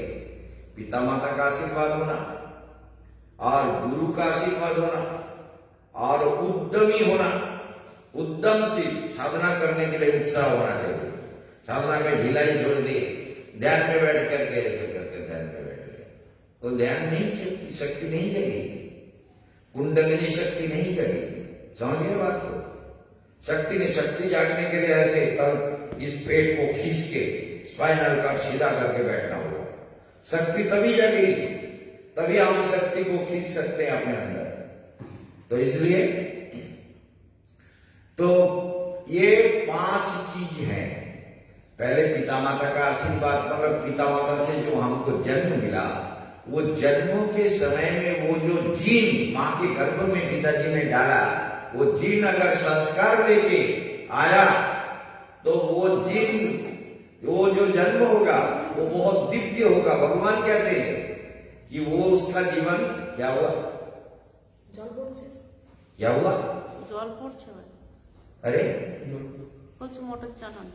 ওই যে জল পড়ছে, देखो ना किसी ने चला दिया वो। हाँ, চালিয়েছে। আমরা তো বন্ধ করে দিয়েছিলাম আরেকটু সময়। फिर চালিয়েছে কে? চালানো ছিল না? এত জল পড়ছে কোথায় কোথায় জল পড়ছে? तो इसलिए वो जीन में संस्कार होना चाहिए। तो पिता माता का आशीर्वाद और प्रारब्ध, पिछले जन्म का किया हुआ कर्म का जो साधना का जो योग संयोग है, वो उसका तो किसी बाल्टी में 2-4 बाल्टी में भर लो, ওভারফ্লো হয়ে যাচ্ছে। तो बाल्टी में भर देने से कम नहीं होगा। तो इसलिए ये जो प्रॉब्लम है मनुष्य जीवन में, ये बहुत ज्यादा दुखों का कारण बनता है। यदि वो प्रारब्ध संस्कार पिता माता से मिला, पिछले जन्मों का संस्कार, साधना संस्कार, साधन संस्कार उसके साथ में आया और वो उद्यमशील हुआ कि मुझे तो योग सिद्धि प्राप्त करना है, मुझे तो योग शक्ति से जुड़ना है, मुझे तो भगवान को जानना है। जो उद्यमशील होगा और जिसका गुरु का आशीर्वाद मिला हुआ है, जहां तहां दीक्षा लेने से नहीं होता है। गुरु एक ही होता है, दीक्षा गुरु, क्योंकि बार बार बीज नहीं गड़ा जाता, बार बार बीज नहीं बोया जाता। बीज एक बार बो, फिर उसको ठीक से उसका लालन पालन करो, उसमें पानी डालो, उसमें खाद डालो, उसको लाइट दो, उसको अच्छा वातावरण दो, है ना। जो भी कुछ দেখতে হবে কোথা থেকে পড়ছে। মোটর চলছে না, और बाबा একটু উপরে চলে যাও, ছাদে গিয়ে দেখো তো জলটা কোত্থেকে পড়ছে, বাঁধরে কোনো পাইপ লাইন ভেঙে দিল কিনা, হ্যাঁ, लाइट नहीं की जाए। तो इससे क्या हुआ, तो गुरु का आशीर्वाद और भगवत कृपा, ये पांचों जुट जाता है, तभी जीवन की स्रोत भगवान की ओर दौड़ने लगती है। जीव सारे दुखों से मुक्त होकर प्रभु के चरण की ओर आगे बढ़ने लगता है। संयोग होता है, वो सब एकत्रित होकर के, जैसे आज आप महाराज जी के साथ में आए, महाराज जी के पास बैठे, महाराज जी को अनुभव किया, महाराज जी के ध्यान के क्लास में बैठे, ये वृंदावन के लोग जो है ना, ये सोचता है हम ही भगवान हो गए। ये पांडा लोग जो है ना, ये बहुत सारे क्रिटिकल मेंटालिटी है। ये मैं फेसबुक में, सारा दुनिया में, टेलीविजन में, सब जगह में बोलता हूँ, इनका मेंटालिटी अच्छा नहीं है। ये हर आदमी से खींचने के चक्कर में पैसा कैसे लूटा जाए, कैसे अपना स्वार्थ चरितार्थ किया जाए, ये सब लेकर के ये पंडा लोग इसी धंधे में लगा रहता है।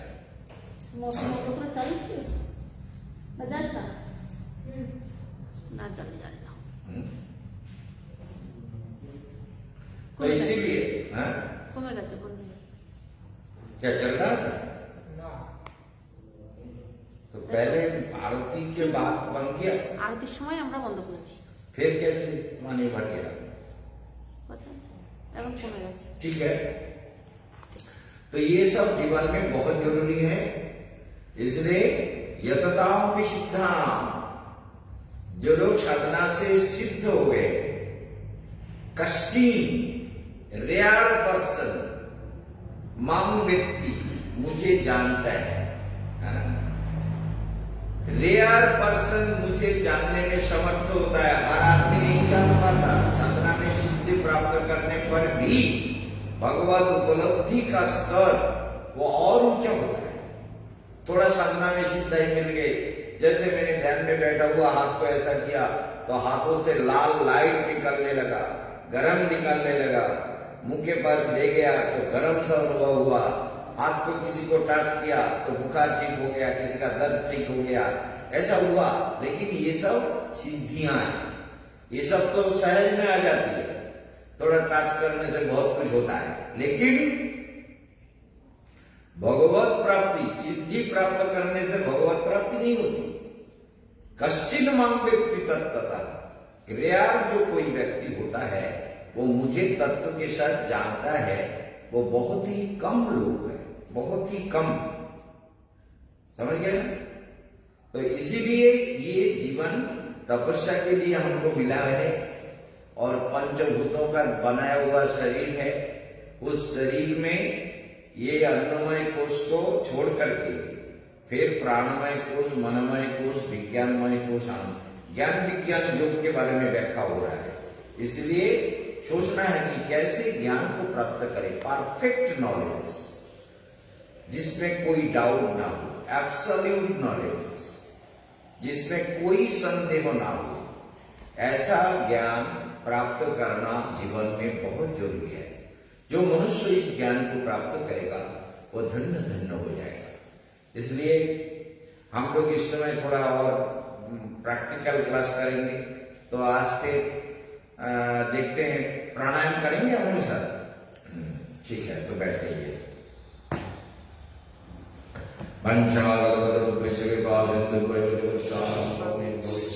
नमो नमः।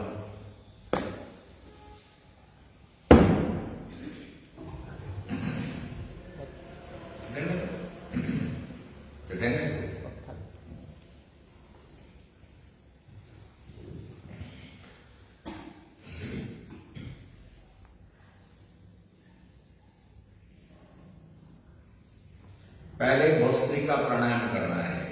प्राणायाम से प्रत्याहार होता है, प्राणायाम से प्रत्याहार सुना है। अष्टांग योग का 5वां लक्षण है प्रत्याहार। यम, नियम, आसन, प्राणायाम, प्रत्याहार। तो ये 4 जो है, यम संयम होना बहुत जरूरी है, नियम नियम से साधना करना बहुत जरूरी है, उद्यम से, नियम से, उद्यमी हो, नियम हो और साधना में शक्ति लगा दे। नियम आसन का अभ्यास करें, प्राणायाम, फिर प्राणायाम का, उसके बाद प्राणायाम के साथ साथ प्रत्याहार होता रहता है, अंदर शांति का अनुभव होने लगती है। जो हम कहेंगे वो आप करेंगे, निश्चित रूप से देखिएगा। हम कहते हैं पहले भस्त्रिका प्राणायाम, ठीक है।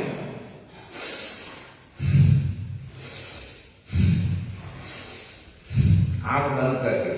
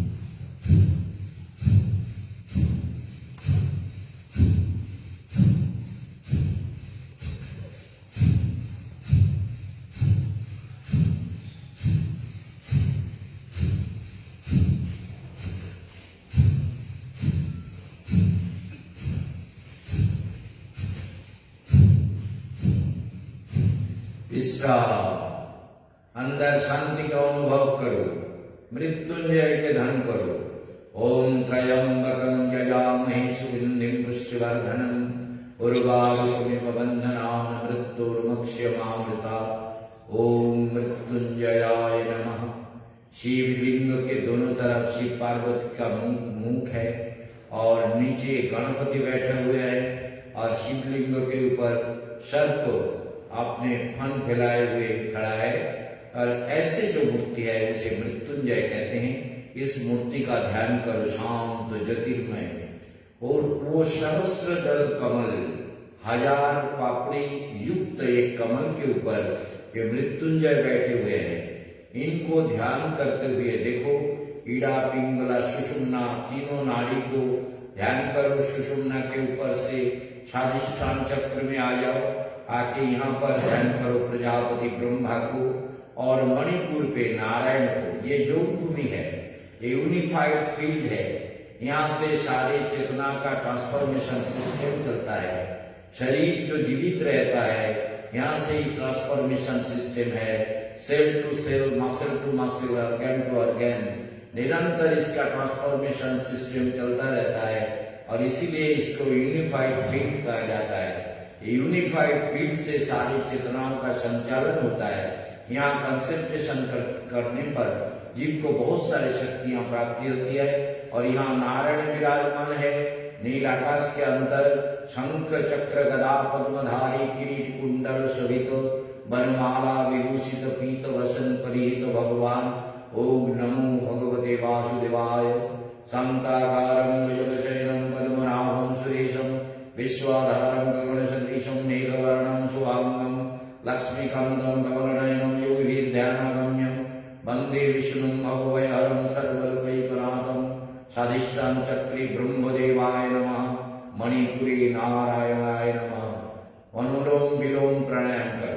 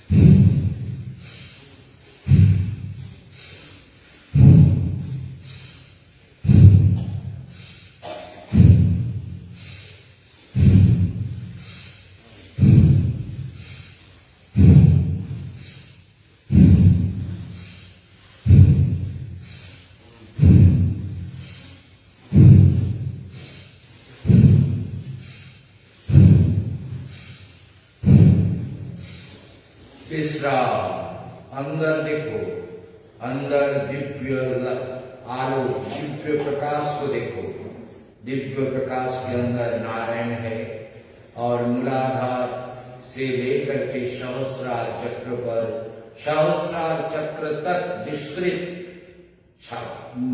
सुषुम्ना, ईड़ा और पिंगला नाड़ी विस्तृत है। उन नाड़ी के सहारे में से ऊपर उठकर देखो बिंदु पीठ है, जहां नव दुर्गा 10 महाविद्या षोडश मातृका विराजमान है। ओम ऐं ह्रीं क्लीं शैलपुत्रीभ्यो नमः। ब्रह्मचारिणी चंद्र घंटा कुष्मांड स्कंद माता कात्यायनी कालरात्रि महागौरी सिद्धिदात्री नव दुर्गायै नमः। माते पूजयामि नमस्करामि भक्त्यर्घं समर्पयामि। ओम मातंगे कमला बगलांगी त्रिपुरा सुंदरी तारा भुवनेश्वरी दक्षिणाकांक्षी नमस्ता धूमावती षोडशी महाभैरवी। ओम दश महाविद्याय नमः। षोडश मातृकाय नमः। माते पूजयामि नमस्करामि भक्त्यर्घं समर्पयामि। सर्वभागविकरणं कुरु सुख समृद्धिवर्धनं कुरु चित्तं प्रसन्नं कुरु। ओम हृदये अनाहत चक्रे लक्ष्मी नारायणाय नमः। ओम सर्वमंगलमंगल्यं वरेण्यं वरदं शुभं नारायणं नमस्कृत्य सर्वकार्यकर्माणि कारयेत्। ओम लक्ष्मी नारायणाय नमः। ओम तद्विष्णु परमं पदं सदा पश्यन्ति शूरयः दिव्यचक्षुराततमो। ओम तद्विप्राश विपन्नवजाग्रीवांशमिन्दति विष्णुर्यत्परमं पदम्। ओम नमो भगवते लक्ष्मी नारायणाय। कपालभाति प्राणायाम करो। ज्योतिर्मय प्रकाश के अंदर भगवान को देखो और ध्यान मग्न होकर के कपालभाति करो।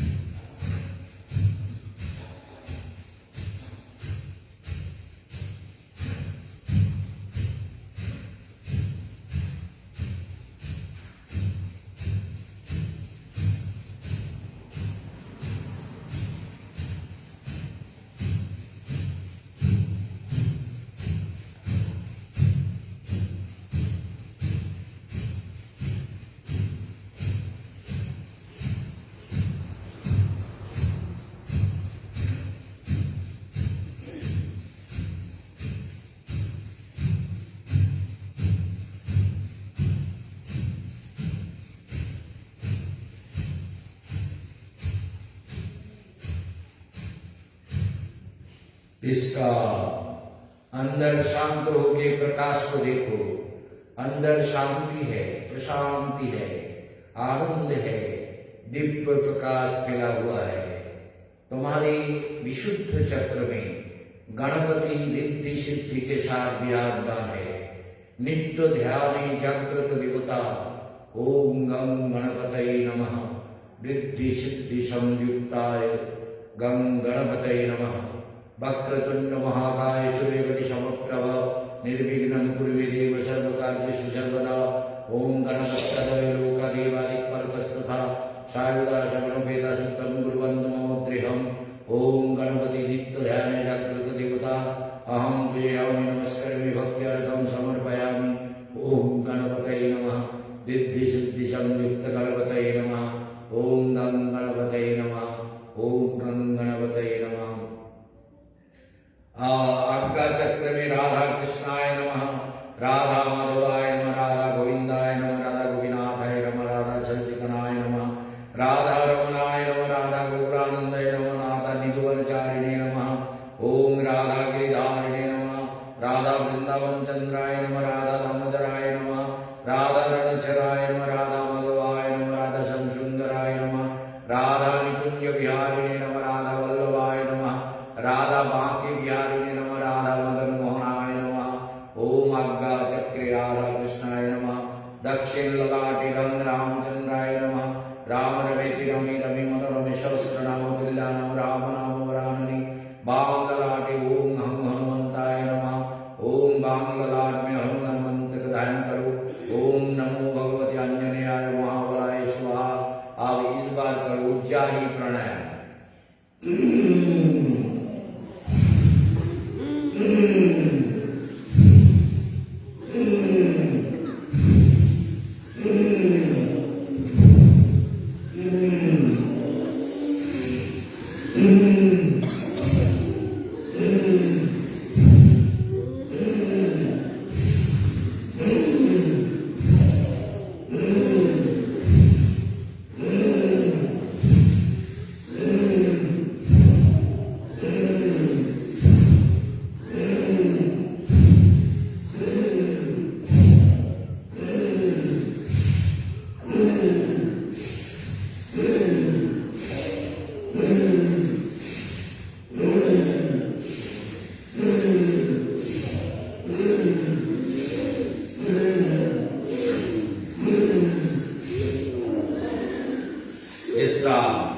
ब्रह्मताल में जगदम्बा को ध्यान करो।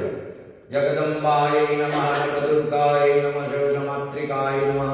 गाय जगदम्बे जगत सृष्टिकारिणी दशभुजा जगत कल्याणी महामाया आदिभूता सर्वमंगल मंगल्ये शिवे सर्वार्थ साधिके शरण्ये त्र्यंबके गौरी नारायणी नमस्तुते।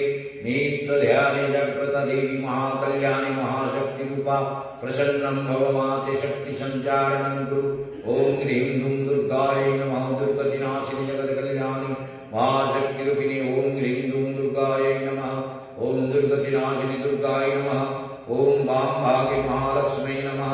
श्रीं ह्रीं श्रीं कमले कमलालय प्रसिद्ध प्रसिद्ध श्रीं ह्रीं श्री महालक्ष्मी नमः। ऐं ह्रीं अंतरिक्ष सरस्वती स्वाहा।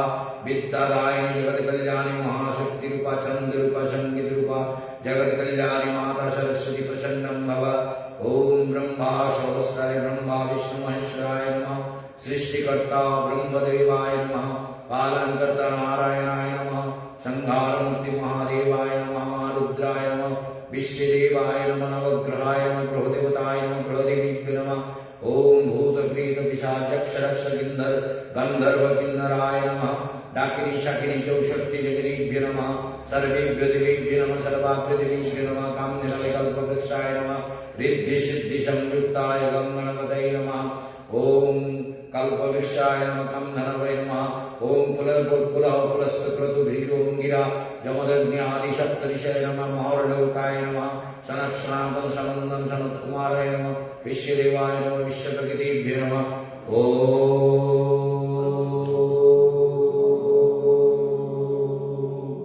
एक बार ब्राह्मणी प्राणायाम कर लो। ओम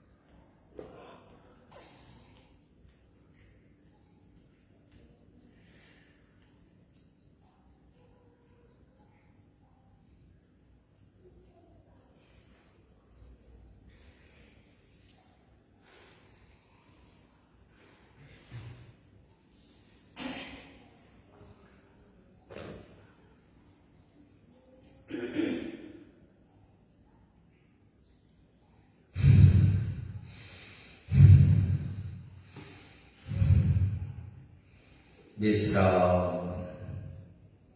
अंदर शांति का अनुभव करो, प्रकाश का अनुभव करो, प्रसन्नता का अनुभव करो, दैवी शक्ति का अनुभव करो। अपने हृदय में दिव्य प्रकाश से भर दो, सारे चेतना को निर्मल कर दो। दोबारा एक बार शक्ति को ऊपर की तरफ खींचना है। ऊपर से सारी दिव्य शक्ति को अपने अंदर खींचने का कोशिश करो।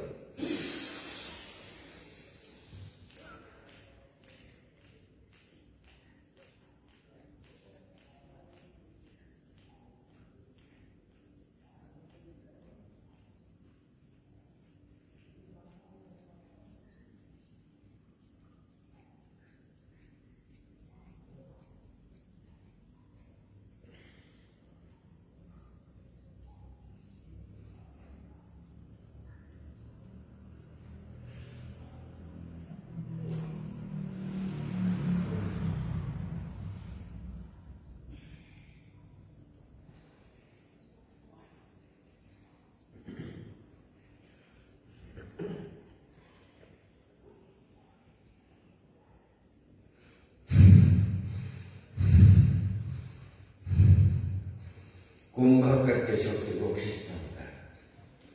अब आपको पैरों का कुछ क्रियाएं करनी है। पैर को सीधा कर दीजिए, पैर को ऐसा कीजिए।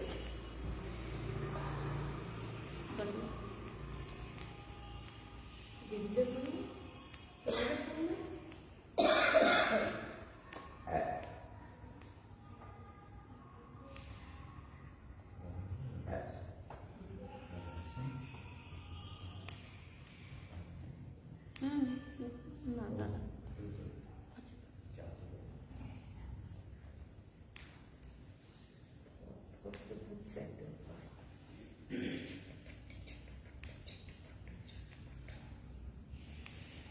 তো ফটফট করছে কেন? আমার পর কঠোর হচ্ছে खूब खाते। अब भद्रासन करना है, ठीक है? ऐसे करके बटरफ्लाई।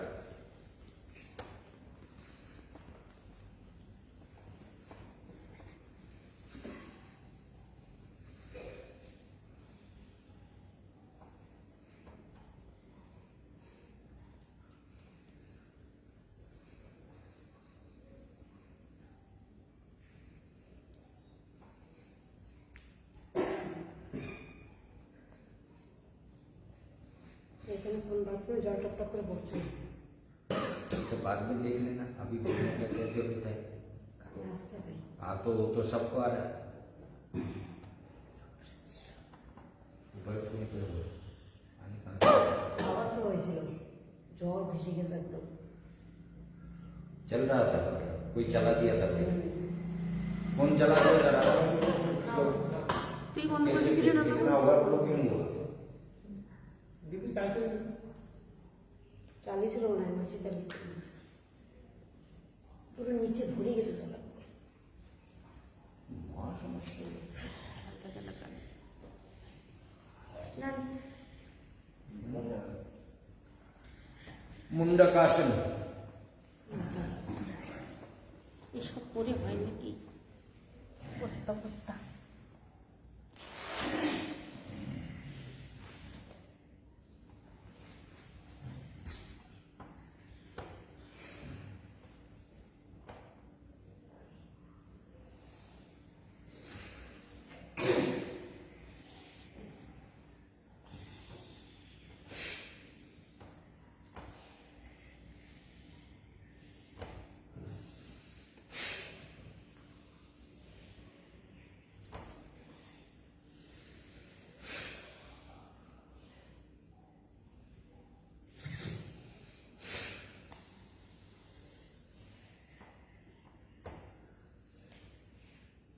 अग्निशात क्रिया।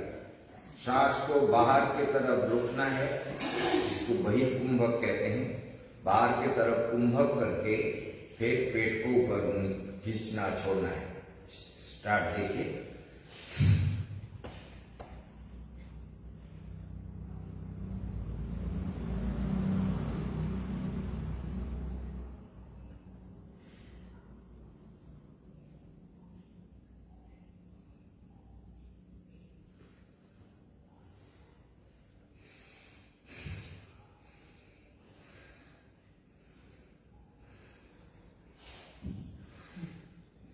फिर वही कुंभ करना है।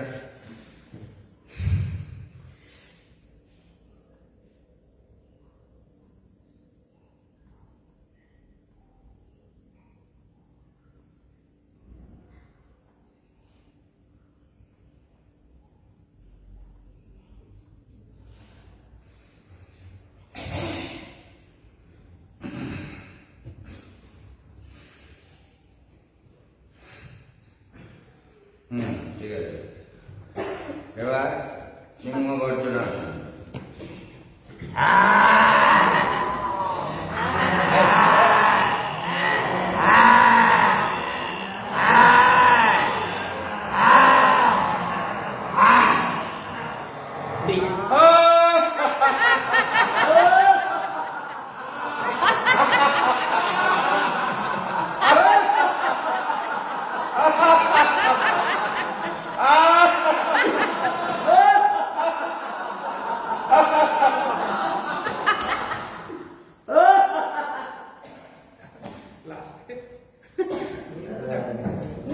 इसको बंद कर दो। এটা নিয়ে চলে যান।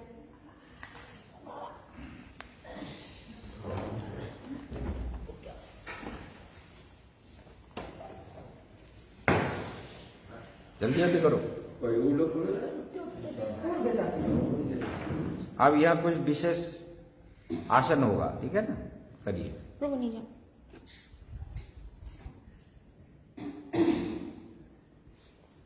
लाइन से खड़ा होना पड़ेगा, थोड़ा इधर आगे।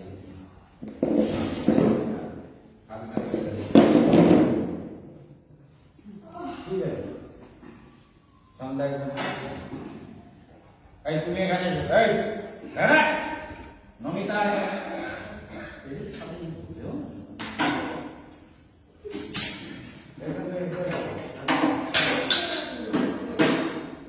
রাধাকান্ত প্রভু আসবে, এখানে দাঁড়াও, এখানে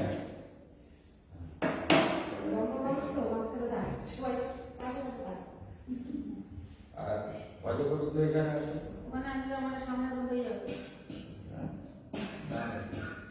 ওই তো কাকা কাকা তুমি এদিকে ফিরে করো।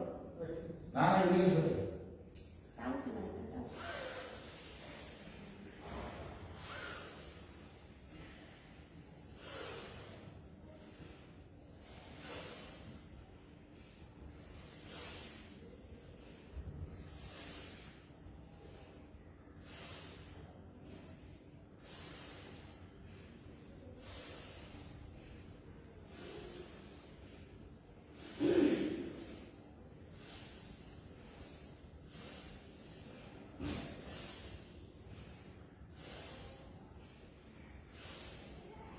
ठीक है, सूर्य प्रणाम।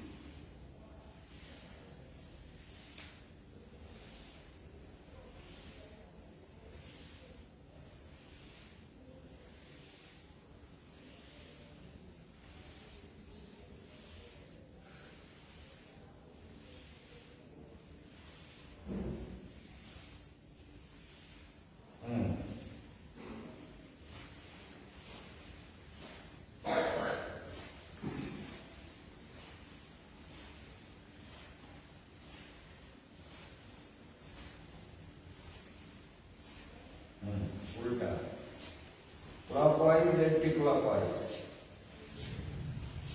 ये शोल्डर पेन के लिए, बैक पेन के लिए बहुत, सब के लिए बहुत बहुत फायदा करेगा, इसलिए हमको इसका करना जरूरी है। स्टार्ट।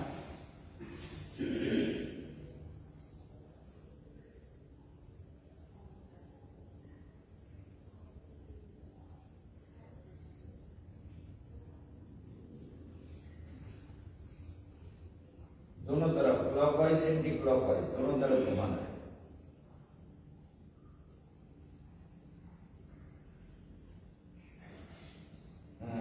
स्टार्ट। इसको क्लॉकवाइज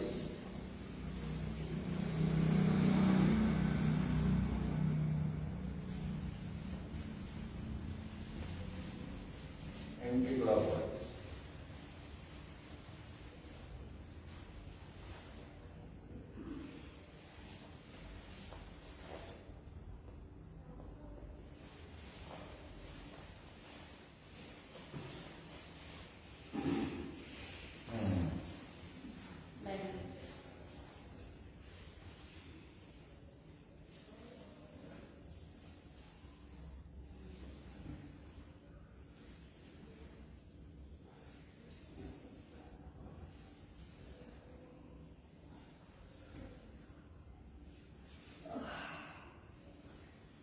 अब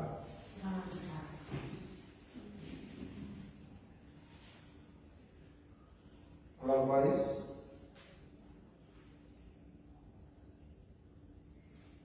एंटी क्लॉकवाइज।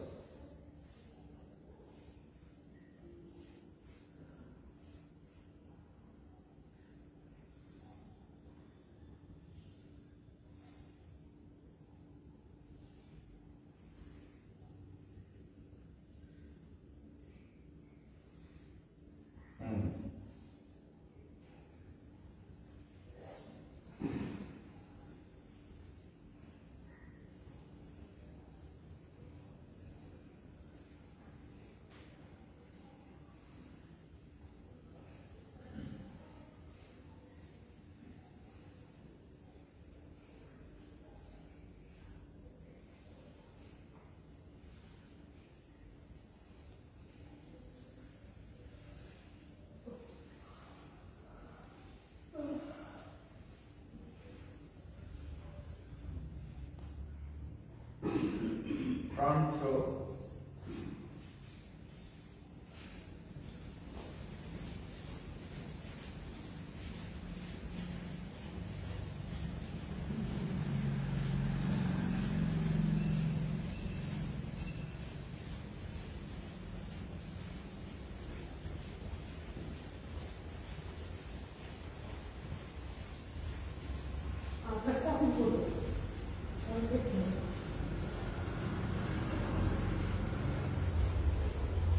ओके, निजा का बोल।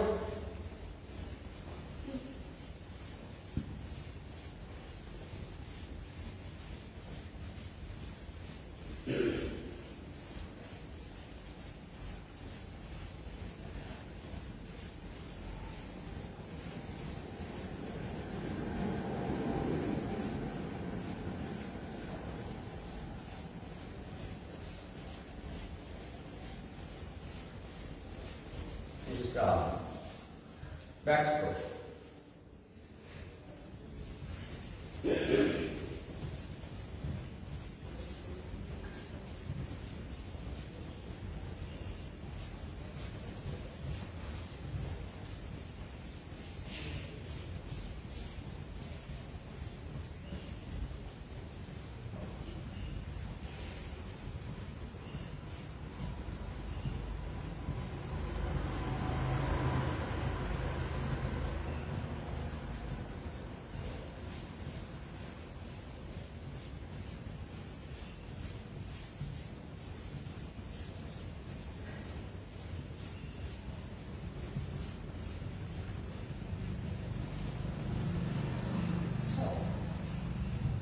इसका समाप्त हो गया।